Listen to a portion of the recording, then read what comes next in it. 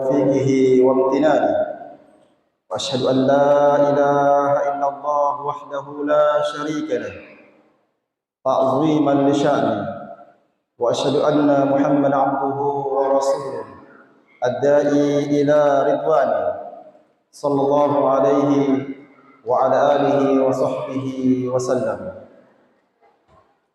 Masyarakat muslimin, sidang jemaah tarawih yang semoga senantiasa dirahmati dan dimuliakan oleh Allah Subhanahu wa taala. Alhamdulillah, kita senantiasa bersyukur kepada Allah Subhanahu wa taala atas segala limpahan karunia nikmat Allah Subhanahu wa taala. Kita telah melaksanakan salat Isya secara berjamaah, dan insyaallah kita niatkan semua ini i'tikaf sejenak di masjid ini sembari kita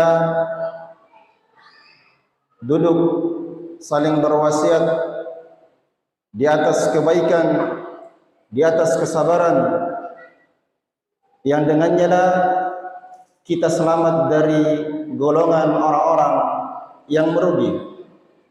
Sebagaimana firman Allah Subhanahu wa taala, Bismillahirrahmanirrahim, wal 'ashr innal insana lafi khusr illa alladziina aamanu wa 'amilus shalihaat wa tawashaw bil haqqi wa tawashaw bis sabr.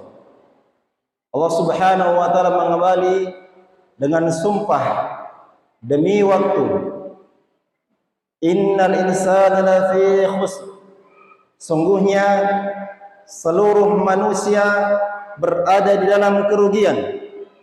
Siapapun dia, baik dia manusia perkotaan, pedesaan, kaya ataupun miskin, semua masuk dalam golongan kerugian secara umum. Namun setelahnya Allah mengecualikan 4 sifat yang selamat dari kerugian tersebut, yakni illal ladzina amanu, kecuali orang-orang yang beriman, wa amilus shalihat wa tawasaw bil haqq wa tawasaw bis sabr, saling berwasiat di atas kebenaran dan saling berwasiat di atas kesabaran. Maka semoga Allah Subhanahu wa taala menggolongkan kita agar dia termasuk orang-orang yang merugi. Jamaah salat tarawih yang dimuliakan Allah Subhanahu wa taala, suatu ketika Jibril alaihissalam datang menjumpai Nabi sallallahu alaihi wasallam, dan beliau alaihissalam memberikan wasiat wejangan kepada Nabi sallallahu alaihi wasallam. Dan kita ketahui Jibril alaihissalam adalah hamba pimpinan malaikat, hamba yang mulia, pimpinan orang-orang mulia di atas langit, pimpinan para malaikat. Bersamaan dengan itu, beliau memberikan wasiat kepada pimpinan orang-orang saleh, pimpinan para nabi, nabi yang terbaik, Nabi kita Muhammad sallallahu alaihi wasallam. Tentunya ini wasiat bukan wasiat yang biasa, dan wasiat ini merupakan hendaknya kita semua menjadikannya sebagai pegangan. Wasiat yang menyadarkan kita akan hakikat dunia ini. Apa wasiat Jibril alaihissalam kepada Nabi SAW? Kata beliau, ya Muhammad sallallahu alaihi wasallam, ish ma syi'ta fa innaka mayyitun, wa ahbib man ahbabta fa innaka mufariqu, wa'mal ma syi'ta fa innaka majziyun bihi. Jibril alaihissalam memulai dengan wasiat, ish ma syi'ta fa innaka mayyitun, wahai Muhammad, hiduplah sesukamu, hiduplah semaumu, namun ketahuilah innaka mayyitun, engkau akan meninggal, engkau akan menjadi mayit.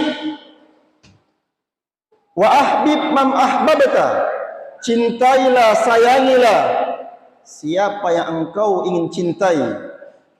Akan tetapi ketahuilah, fa innaka mufariqu, engkau akan berpisah dengannya.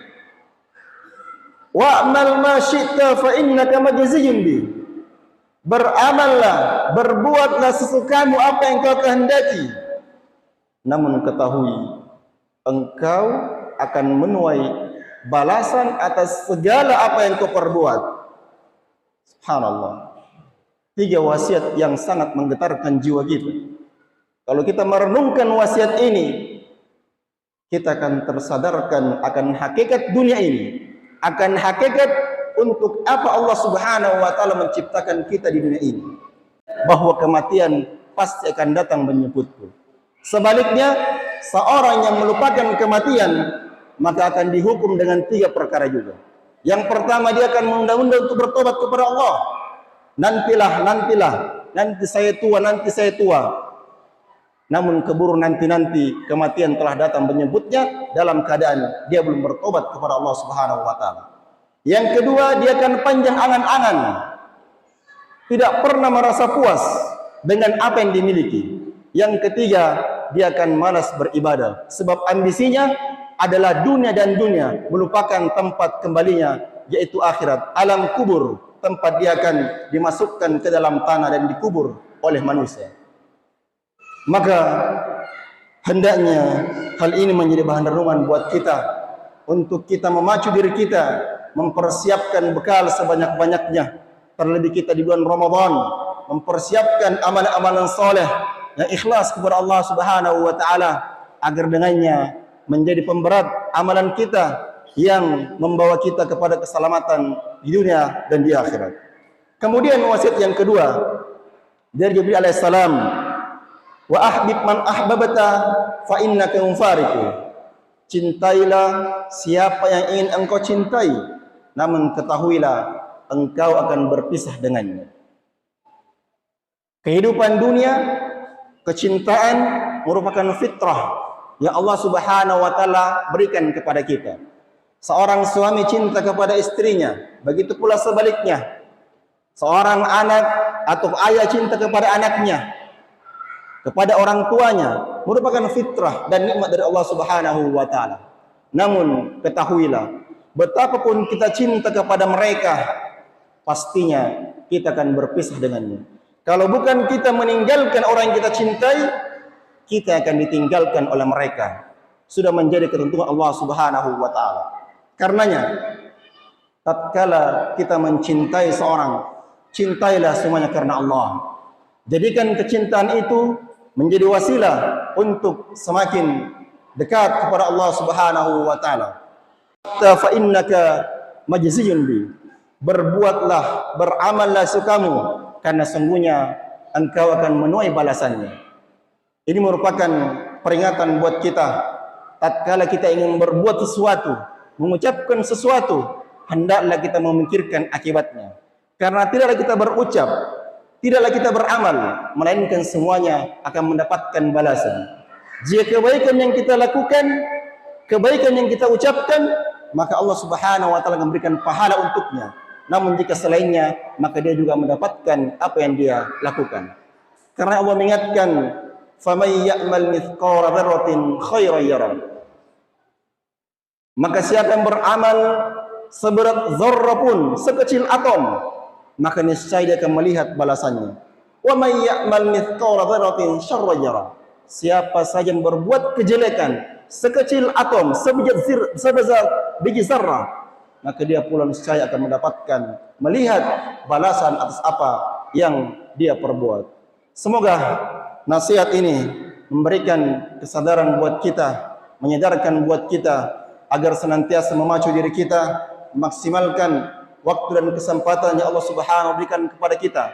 Sebagai penutup, wasiat dari Hasan Al-Basri mengatakan, "Ya bani Adam, innama anta ayyam, fa idza dhahaba yawmun dhahaba ba'du."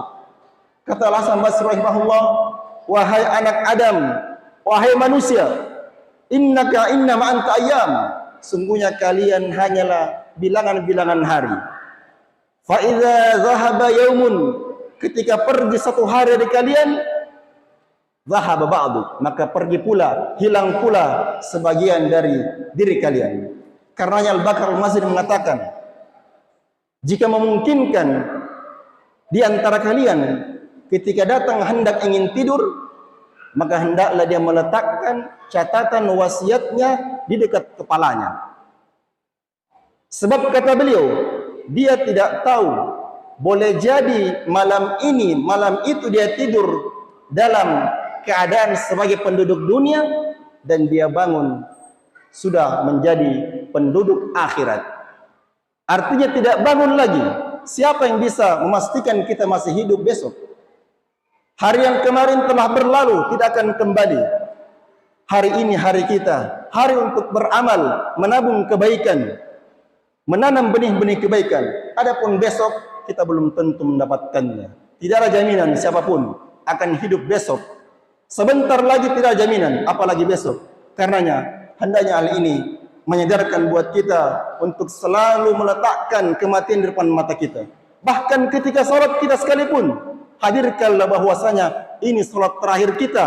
Boleh jadi sebentar kita sudah salat, boleh jadi di Ramadan terakhir kita. Mungkin tahun depan kita tidak akan berjumpa lagi Ramadan. Semoga apa yang singkat ini memberikan pencerahan buat kita, terutama bagi pembicara, dan semoga Allah Subhanahu wa taala senantiasa mengampuni segala dosa-dosa dan kesalahan kita, dan mengarahkan hati-hati kita untuk selalu ingin taat kepada Allah Subhanahu wa taala, dan mewafatkan kita semua di atas keadaan yang terbaiknya, dan menjadikan kita hamba-hamba yang mencintai dengan kebenaran, mencintai mendengar kebaikan dan mengikutinya. Lebih dan kurangnya mohon dimaafkan. Semoga apa yang kita sampaikan bermanfaat buat semua. Lebih dan kurangnya mohon dimaafkan. Jika ada kebenaran, itu datangnya dari Allah Subhanahu wa taala. Jika ada kesalahan dan kurangan dari kami pribadi, wassallallahu ala nabiyina Muhammad, subhana rabbika rabbil izzati amma yasifun, wassalamu alal mursalin, walhamdulillahi rabbil alamin. Assalamualaikum warahmatullahi wabarakatuh.